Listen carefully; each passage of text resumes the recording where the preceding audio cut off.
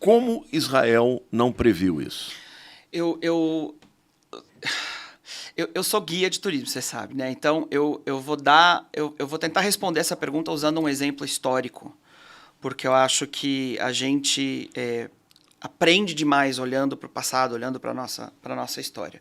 Talvez um dos momentos mais dramáticos da história do povo judeu foi a destruição de Jerusalém, lá no ano 70, pelo Império Romano, a destruição do templo, o começo daquela diáspora de quase 2.000 anos, que daí a gente viu o retorno do povo judeu para Israel aí em 1948. Mas se eu pergunto para um cristão no Brasil, para alguém que talvez não tenha conhecimento da cultura judaica, quem que destruiu o templo em Jerusalém? Quem que fez isso? As pessoas respondem muito facilmente, foi o Império Romano. Foi Tito, né?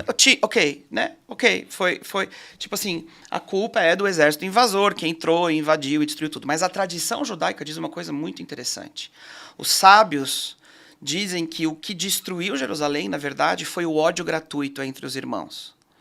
Que o povo de Israel, durante aquele momento, estava extremamente dividido, extremamente fragmentado dentro da sociedade. E, na verdade, Roma fez um cerco em volta de Jerusalém de mais ou menos 3 meses. As tensões escalaram. E só vieram por conta da revolta dos Zelotes. Só vieram por conta da revolta dos Zelotes. Que durou 5 anos. Exato. E aí, de repente, aquela terra pequenininha, que não tinha tanta importância, passou a ter. Se tornou uma... Exato. Então, 3 meses de cerco, a pressão interna do país, da nação na época, ficou tão grande que rompeu uma guerra civil no meio do povo, entre 2 facções do povo. Roma teve que só entrar e fazer assim, né? Porque estava tudo em ruínas já. Então, óbvio que a maldade, aquela coisa toda, era do Império Romano, que veio, que destruíram o templo, não deixaram pedra sobre pedra. Tudo isso é verdadeiro. Mas eu acho muito interessante que a tradição judaica saiba fazer um meia-culpa. E dizer, não adianta, se a gente não tratar dos problemas internos, a gente não vai conseguir resolver os problemas externos. Eu não tenho nenhuma influência sobre o Império Romano, eu tenho influência sobre quem eu sou. Então, como que Israel conseguiu deixar toda a movimentação necessária para organizar um ataque em massa, como foi o ataque do dia 7 de outubro? Como que isso tudo passou desapercebido? A única resposta que me faz sentido é porque nós estávamos distraídos com a nossa divisão interna. A gente estava vivendo já um processo de alguns anos de instabilidade política, de eleição atrás de eleição, do povo muito, muito polarizado, muito dividido, o povo na rua protestando contra o governo e por razões legítimas e tudo mais, mas a guerra interna por ideologias, dentro de Israel, por saber para que lado puxar a nação, tomou completamente a atenção da nossa liderança. E a nossa liderança só estava preocupada em olhar para essa situação política interna no país. Subestimou. E aí subestimou o Hamas. A ponto de achar que eles não iam ter como. Não, o Hamas é fraco, eles não vão conseguir, eles estão tentando pôr comida na mesa para sobreviver, enquanto a gente estiver permitindo que entre trabalhador palestino para sustentar a Gaza, para levar dinheiro de volta, porque 26 mil operários cruzavam a fronteira de Gaza para dentro de Israel todo dia. De Gaza. Porque da Cisjordânia, da Cisjordânia quase 200 mil, né? Mas pelo menos 30 mil operários todo dia saíam de Gaza e vinham trabalhar nos mesmos kibbutz que foram completamente aniquilados pelo Hamas no dia. Ou seja, eles já conheciam o mapa, né? Todo o mapa. Quando os terroristas do Hamas cruzaram a fronteira, eles sabiam exatamente onde é que ficavam os postos de guarda, os depósitos de arma, aonde que ficavam as escolas, sabiam tudo e tinham tudo mapeado, tudo pronto para atacar.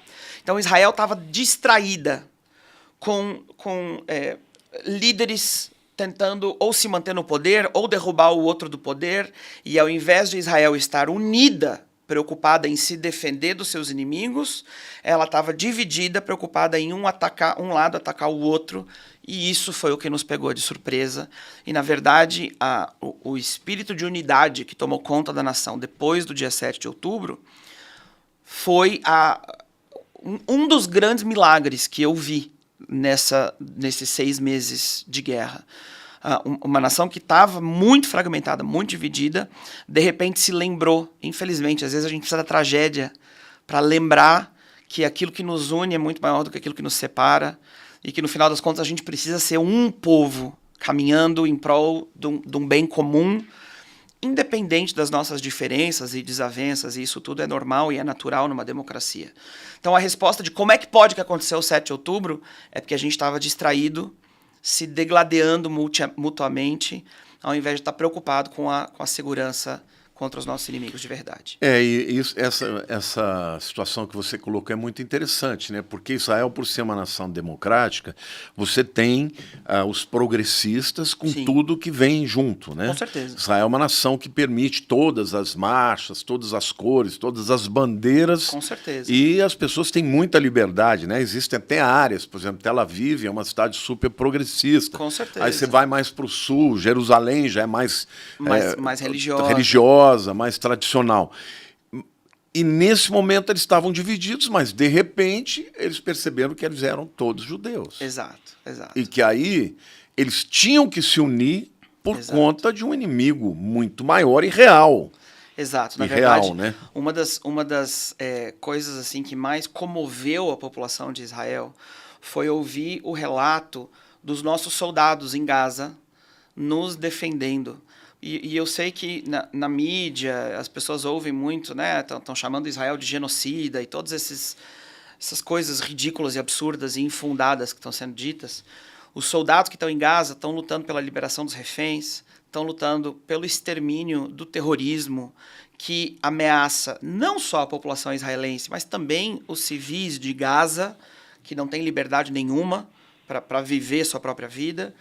E o que mais comoveu a população de Israel foi ouvir várias vezes o gemido, o clamor dos soldados na frente de batalha, dizendo para nós, gente, aqui eu sou secular, aquele ali é judeu ortodoxo, aquele outro lá é daquele outro movimento, esse ali é muçulmano, esse ali é árabe cristão, e nós estamos aqui todos juntos, lutando pelo bem comum. Nós somos irmãos aqui, irmãos, brothers in arms.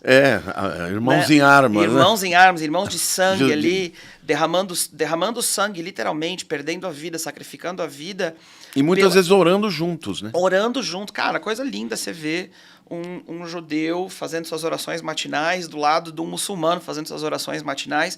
E isso é o que Israel representa, e isso é uma ideia ameaçadora para quem só fala de tolerância, só tem um discurso de pluralismo e de aceitação e bababá, mas no final está tentando roubar a liberdade de uma nação. Você tocou num assunto aqui que eu queria perguntar.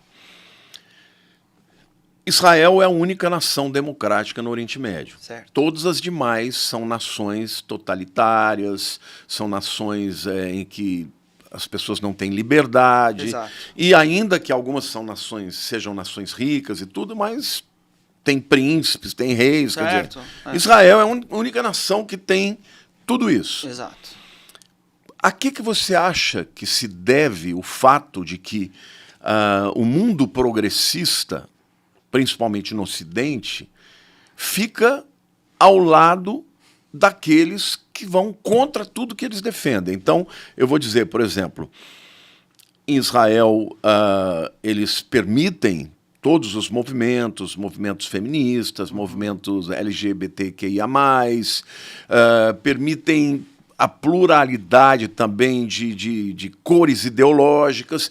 Certo.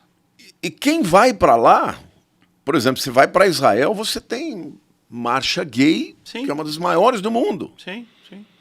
E como é que você responde, por exemplo, o fato de que no 7 de outubro aconteceu aquela invasão terrível, pessoas foram sequestradas, passaram por todo tipo de vilipêndio, a gente não pode nem usar aqui, porque hoje no YouTube, se eu usar algumas palavras, bloqueio.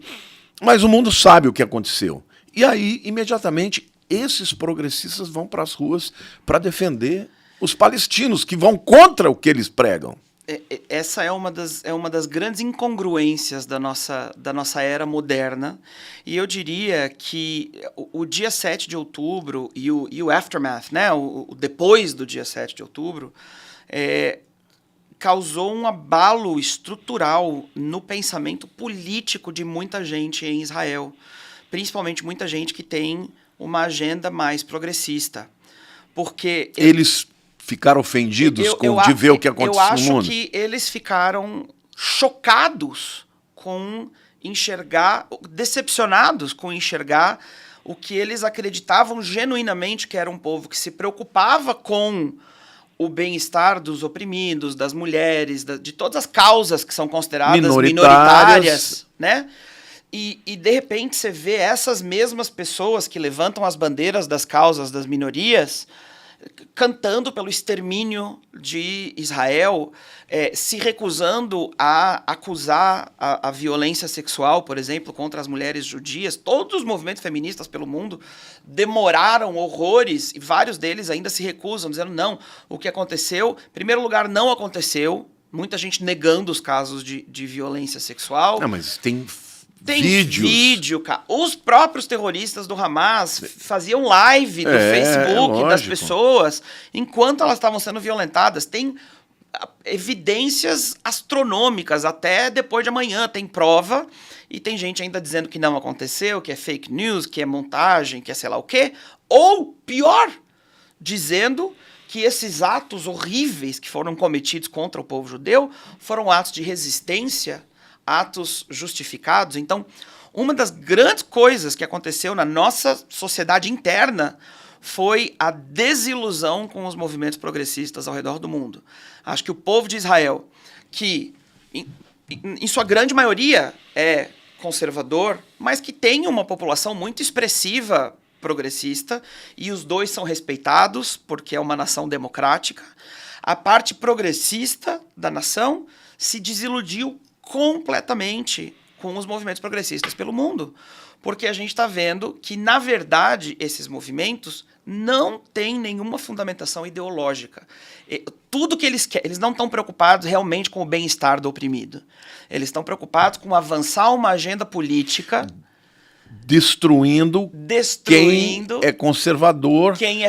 Porque, no fundo, eles querem o poder. Exato. Não tem nada a ver com a causa do oprimido. Tem a ver com uma manipulação para chegar ao poder. E essa incongruência... E eles usam discursos progressistas. Por quê?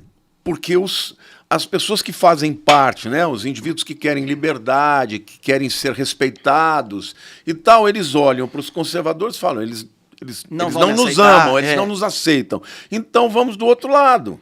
Só que o outro lado diz que aceita, mas na verdade não aceita. Só aceita aquilo que é exatamente igual a eles. Essa é a verdade.